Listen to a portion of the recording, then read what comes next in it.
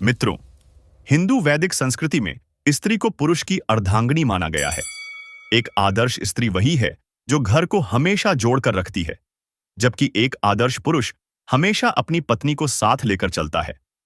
शास्त्रों में ऐसा माना गया है कि जो स्त्री या पुरुष ऐसा नहीं करते हैं और लालच में स्वार्थी हो जाते हैं, उनका और उनके परिवार का बर्बाद होना निश्चित है।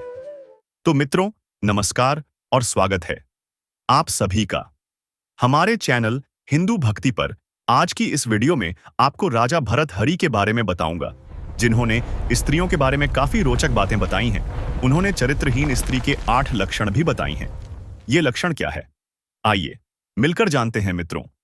इन 8 लक्षणों के बारे में जानने से पहले ये जान लेते हैं कि आखिर स्त्री प्रेम में पड़कर राजा भर्तृहरि वैरागी कैसे बने। एक राजा जिसके पास धन वैभव की कोई कमी नहीं थी, 3 रानियां और सैकड़ों उदासियां थीं। काम करने वाले नौकर चाकर से लेकर हर तरह की सुख सुविधा मौजूद थी। फिर उनके मन में वैरागी का भाव कहां से आया? भर्तृहरि द्वारा लिखित वैरागी शतक में इस बात का उल्लेख मिलता है कि एक बार एक सन्यासी ने राजा भर्तृहरि को एक फल दिया और कहा कि इसे खाने से आप जीवन भर जवान और सुंदर दिखेंगे। राजा भर्तृहरि अपनी तीसरी रानी पिंगला से विशेष प्रेम करते थे, इसलिए उन्होंने पिंगला को यह फल दे दिया कि उन्हें हमेशा सुंदरता की क्या आवश्यकता है। रानी पिंगला एक कोटवाल से प्रेम करती थी, इसलिए उसने उस कोटवाल को यह फल दे दिया। हालांकि इस फल का सेवन कोटवाल ने भी नहीं किया और वो कोटवाल एक वैश्या से प्रेम करता था, जिसे उसने ये फल दे दिया। आखिरकार वैश्या ने यह विचार किया कि हमें इसकी क्या जरूरत है, इसे राजा को दे देती हूं। वैश्या ने भेंट स्वरूप राजा को वो फल दिया, तो राजा ने उसे पहचान लिया और पूछा ये फल उसके पास कहां से आया। तो इस पर वैश्या ने कोटवाल का नाम बताया और फिर रानी की पोल खुल गई।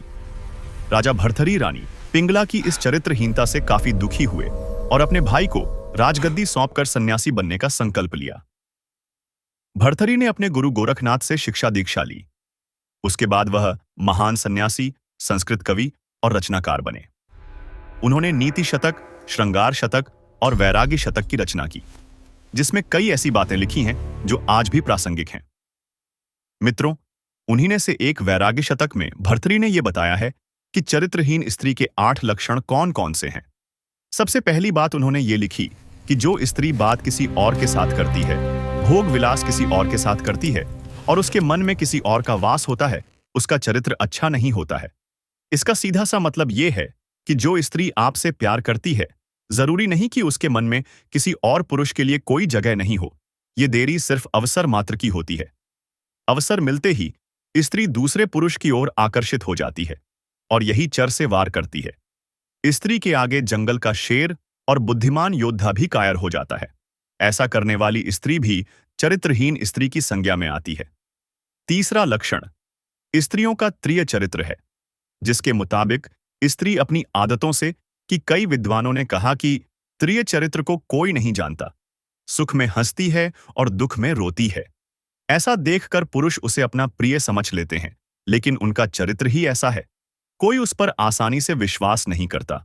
अगर कोई विश्व उसके बारे में अगर उसके लिए विश्वास नहीं करता, धरकिनार का चरित्र को बंधन चाहिए, तो सुमहवास वो चरित्रहीन स्त्री है।